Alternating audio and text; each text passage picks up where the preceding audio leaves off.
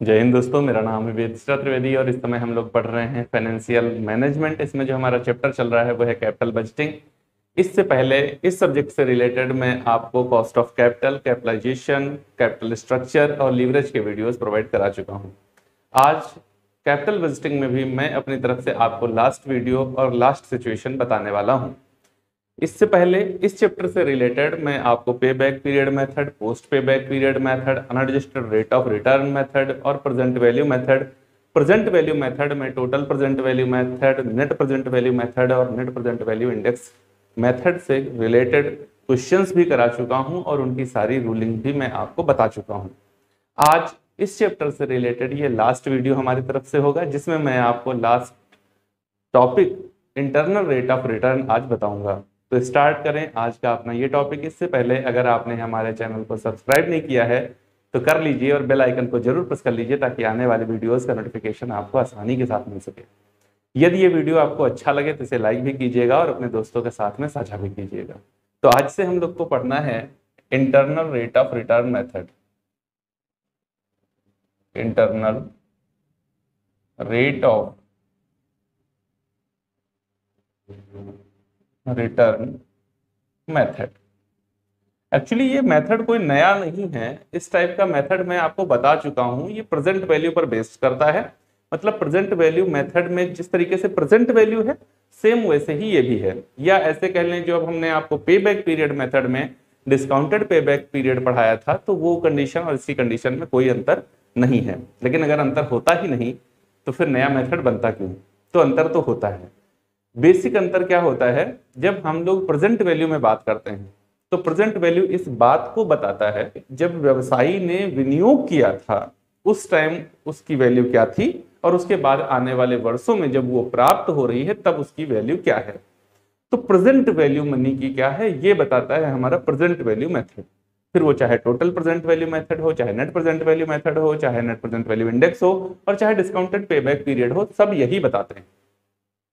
तो internal rate of return क्या बताता है? इंटरनल रेट ऑफ रिटर्न ये बताता है कि कितने समय में ये पैसा हमको इस प्रेजेंट वैल्यू के आधार पर ही वापस मिल जाएगा, ये कितने परसेंट पर इसको मुझे विनियोग करना चाहिए। ये डिफरेंस है आपका प्रेजेंट वैल्यू मेथड और internal rate of return method में। बहुत इजी होता है वैसे, एग्जामिनेशन के पॉइंट ऑफ व्यू से मुझे बहुत इंपॉर्टेंट नहीं लगता ये मेथड। लेकिन हाँ भैया, तुम्हारे सिलेबस का पार्ट है तो पूछा कुछ भी जा सकता है। जो कुछ सिलेबस में है वो सब कुछ पूछा जा सकता है। ऐसा कुछ नहीं होता है जो महत्वपूर्ण ना हो। चलिए देखते हैं इसको कैसे सॉल्व करेंगे। तो यहां पर भी दो सिचुएशन आएंगी। सबसे पहले देखेंगे, if ACF is equal, if ACF is not equal.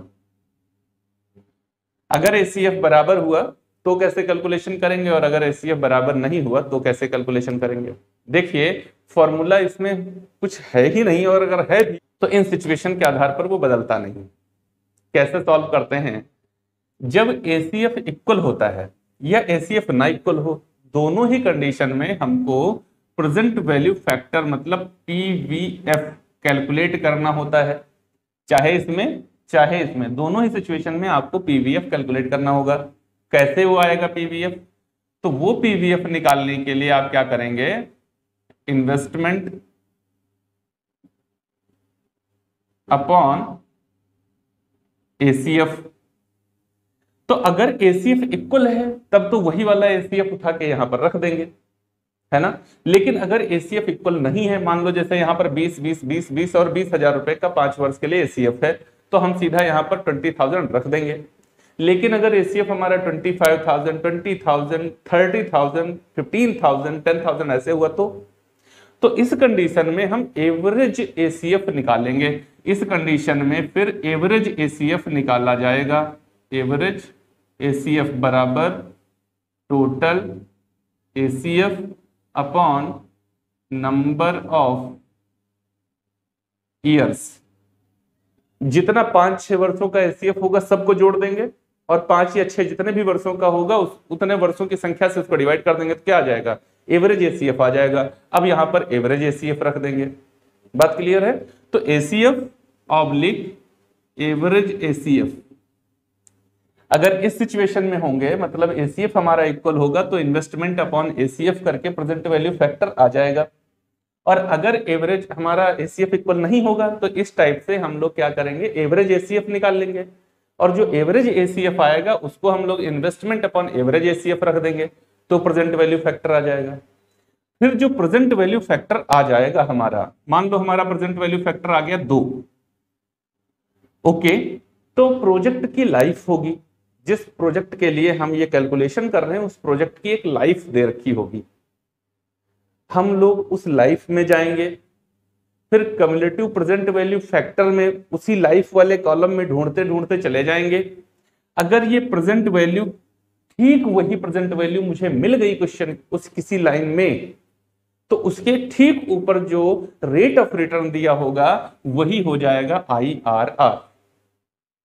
और अगर ऐसा नहीं हुआ तो एक फॉर्मूला यूज करेंगे हम लोग।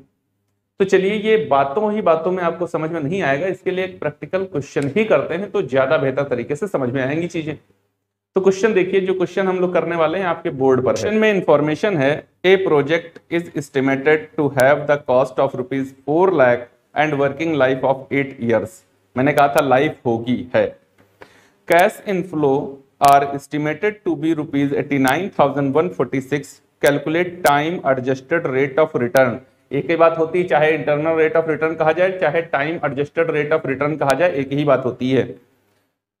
फॉर द प्रोजेक्ट और internal rate of return for the project, एक वही बात है, और internal rate of return for project, ये सब एक ही बात होती है। चाहे time adjusted rate of return कहा जाए, चाहे इंटरनल रेट ऑफ रिटर्न कहा जाए, चाहे internal rate of return for project कहा जाए, एक ही बात होती। मैंने बताया इंटरनल रेट ऑफ रिटर्न का मतलब होता है कि यहाँ पर व्यवसायी अनुमान लगाता है कि हमें कितने % पर अपने विनियोग को करना चाहिए ताकि जितना मैं इन्वेस्ट कर रहा हूं वो मुझे इजिली रिसीव हो जाए, बस। तो देखिए हमको क्वेश्चन के अंदर कुछ बेसिक टर्म्स होते हैं उन पर ध्यान रखना चाहिए। क्या यहाँ पर लाइफ होती है, तो लाइफ जो है क्वेश्चन में वो कितनी दी हुई है, 8 ईयर दी हुई है।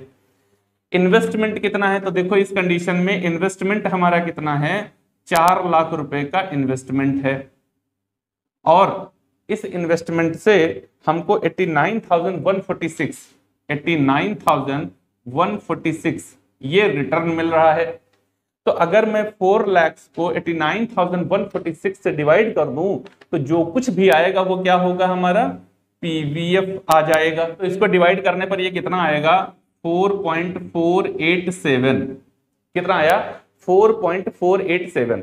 अब आपको क्या करना होता है, जब ये वैल्यू आपको मिल जाए, प्रेजेंट वैल्यू फैक्टर आपको मिल जाए, तब प्रेजेंट वैल्यू फैक्टर के अकॉर्डिंग हम लोग जो लाइफ ऑफ प्रोजेक्ट है, लाइफ ऑफ प्रोजेक्ट वहां पर चलेंगे और CACF वाली जो सेकंड टेबल है वहां पर ढूंढेंगे। कहां पर, 8 वर्ष, 8 ईयर्स है ना इसका लाइफ, तो 8 ईयर्स वाली लाइन में चलेंगे और ढूंढेंगे क्या हमको ठीक यही वैल्यू कहीं पर मिल रही है। अगर ठीक यही वैल्यू मिल गई तो इसके ठीक ऊपर जो इंटरनल रेट ऑफ रिटर्न होगी वही हमारा IRR हो जाएगा। ये हमारा पीवीएफ आ गया 4.487। अब 8 ईयर्स इसकी लाइफ थी, तो यहां पर ईयर्स में देखो आपको आना है 8 पर हम लोग आए। अब इसके ठीक सामने यहां पर चलते रहेंगे और ढूंढेंगे क्या यही वैल्यू कहीं मिल रही है। देखो आपको 1 2 3 4 5 6 7, 7वें नंबर पर जो 15% का रेट ऑफ रिटर्न है वहां पर ठीक यही वैल्यू दी हुई है 4.487। ओके, कितनी दी हुई है, 4.487, जबकि मेरी वैल्यू कितनी थी, 4.487। तो मेरा internal rate of return direct 15% हो गया। बस ऐसे ही क्वेश्चन को सॉल्व करना होता है। अगर हमारा प्रेजेंट वैल्यू फैक्टर प्रोजेक्ट की लाइफ वाले ईयर में ठीक वही वैल्यू, पीवीएफ वाली वैल्यू कहीं पर मिल जाएगी, तो उसके ठीक ऊपर जो रेट ऑफ रिटर्न दी होती है वही इंटरनल रेट ऑफ रिटर्न हो जाएगी। अर्थात ये बता रहा है आपको कि ये जो वैल्यू है, आपको जो 89,146 रुपीज मिल रहे हैं, इसमें 15% का डिस्काउंट हो रहा है। कितना डिस्काउंट हो रहा है, 15% का डिस्काउंट हो रहा है 8 ईयर्स में। बात क्लियर है आपको।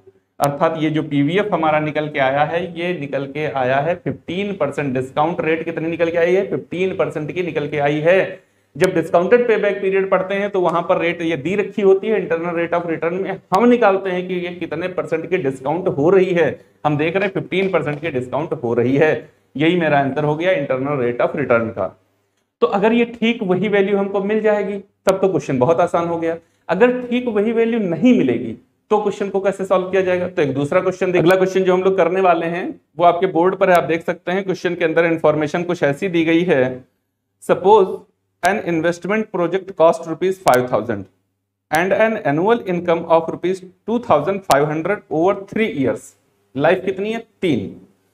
इन्वेस्टमेंट कितना है? 5,000 का। एसीएफ कितना है? 2,500 पर ईयर का। Find the internal rate of return, हमको आईआरआर बताना है। चलिए बताते हैं। देखो फिर से आइए, ये क्वेश्चन नंबर हमारा 1 हो गया और इधर हम क्वेश्चन नंबर 2 करने वाले हैं अब, लेकिन पीवीएफ यहीं पर करेंगे। क्वेश्चन नंबर 2 का पीवीएफ, ये क्वेश्चन नंबर 1 का पीवीएफ था, तो पीवीएफ बराबर इन्वेस्टमेंट अपॉन एसीएफ। एसीएफ यहां पर भी इक्वल है। इन्वेस्टमेंट कितना कर रहे हैं हम? 5,000 कर रहे हैं।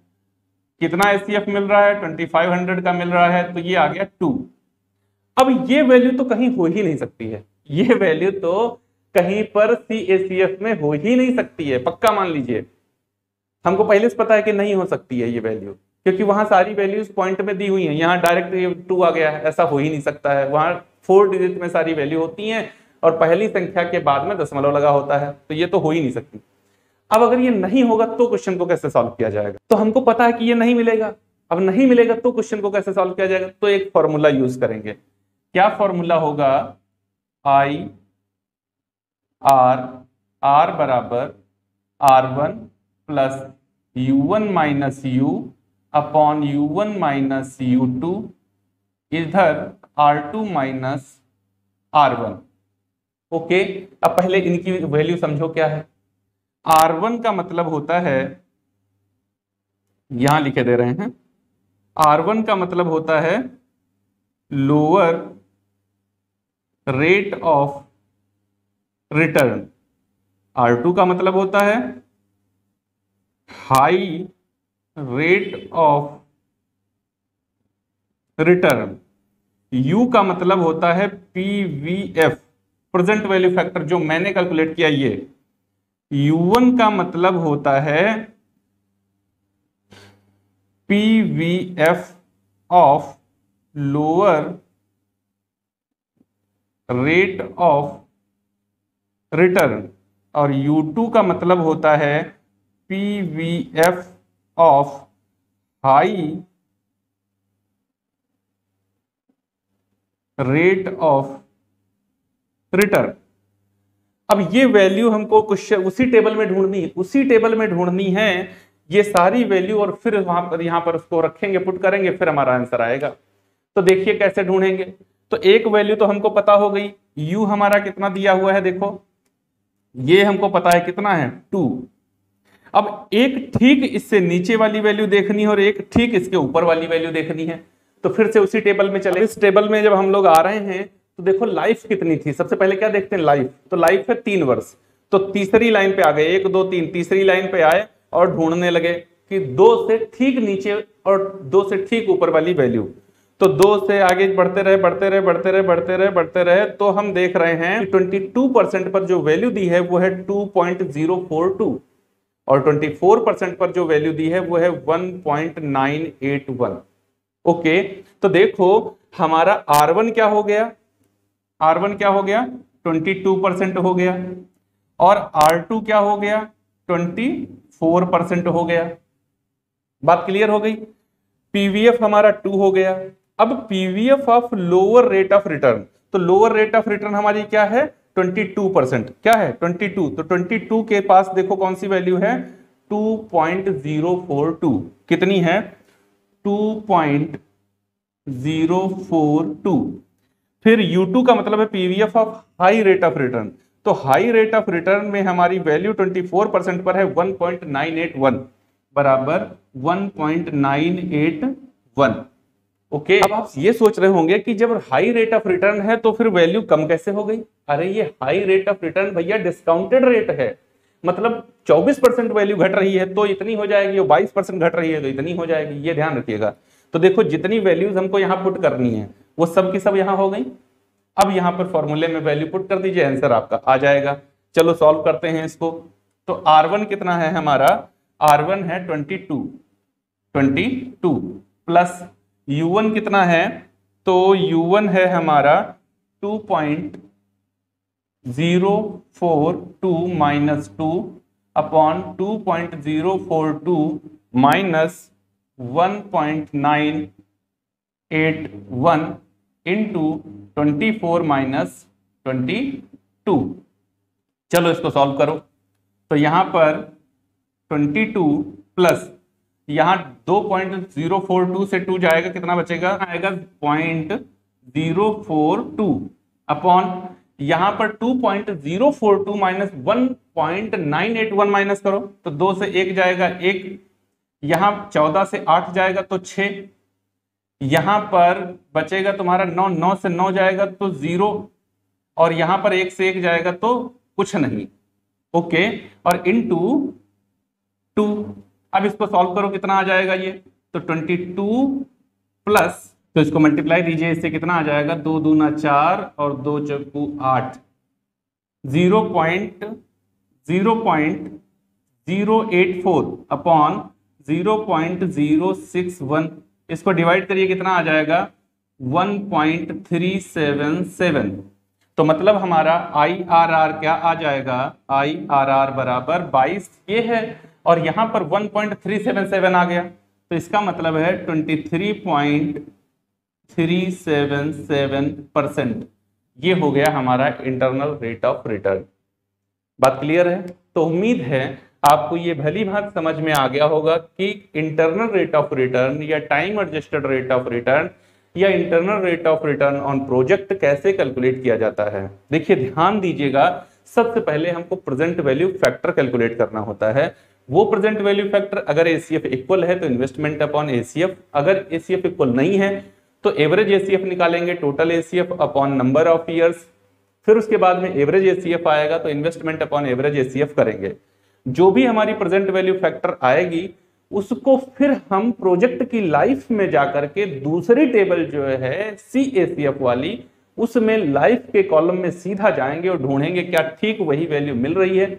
अगर ठीक वही वैल्यू कहीं पर मिल गई तो उसके ऊपर जस्ट ऊपर दिया गया रेट ऑफ रिटर्न हमारा इंटरनल रेट ऑफ रिटर्न बन जाएगा। लेकिन अगर हमारा जो प्रेजेंट वैल्यू फैक्टर है वो इतना आता है जो मुझे CACF की टेबल में एक्यूरेट एकदम नहीं मिलता, ध्यान रखें एक भी पॉइंट का डिफरेंस नहीं होना चाहिए, बिल्कुल वही नहीं मिलता है, फिर क्या करेंगे, तो इस फॉर्मूले का यूज करेंगे। इस फॉर्मूले में जो भी लिखा हुआ है उनका मीनिंग क्या है वो यहां पर समझिएगा, मैंने आपको डिटेल में बताया, फिर उसको हम लोग यहाँ पर ऐसे वैल्यूज को रखेंगे तो हमारा इंटरनल रेट ऑफ रिटर्न आ जाएगा। तो उम्मीद है अब इंटरनल रेट ऑफ रिटर्न भी आपको परेशान नहीं करेगा और बहुत ही आसानी से इसको आप कैलकुलेट कर सकते। यदि आपने इस वीडियो को पूरा ध्यान से समझते हुए देख लिया होगा तो हमारी तरफ से अब कैपिटल बस्टिंग समाप्त हो चुका है। हाँ, अगर कोई आपकी प्रॉब्लम रह जाती है तो आप हमारे इंस्टाग्राम चैनल या फिर मेरे टेलीग्राम चैनल या फिर मेरे फेसबुक पेज, जो कि सब के सब कॉमर्स विद वेद सिरा के नाम से हैं, इस पर आप मुझे अपना क्वेश्चन भेज सकते हैं। मैं उसका सोल्यूशन आपको देने का अपना पूरा प्रयास करूंगा।